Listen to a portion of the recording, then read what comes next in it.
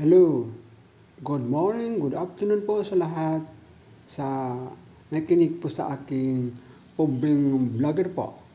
Regarding po sa ating mahal na former President Rodrigo Roa Duterte po, regarding po siyang case kaso doon sa ICC po nga properly turnover na hinatid po doon to surrender sa ICC po by using the private plane ng the Philippines po. Kaya gano'n nangyari. Special po yun dahil hinatid doon po siya. As paano nangyari. So, mayroon po akong i-share sa inyo. Ito yung sinabi sa spokesperson po regarding sa kaso ng ating former President Rodrigo Duterte po. Ang sinabi po sa spokesperson po ng ICC. Ito po, babasahin ko po. The ICC spokesperson, Fadil Abarlada, said that the interview of JMA Philippines, that the Philippines has to accept technical measures of the conditions by the ICC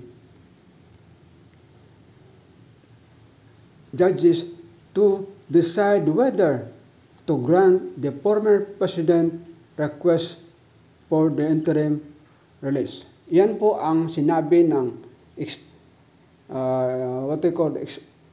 spokesperson po sa ICC. Ulitin po, babasahin ko po ulit para maintindihan niyo pong sinasabi ko po.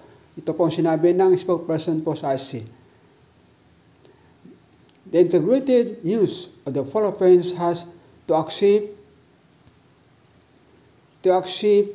the interim measures and conditions for the ICC judges to decide whether to grant the former president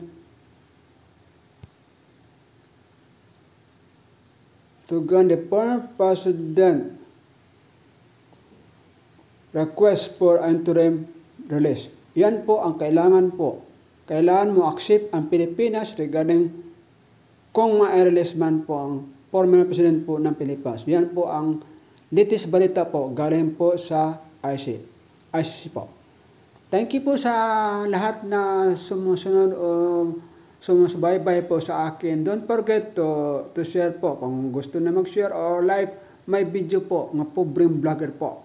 No other than Jimmy Boy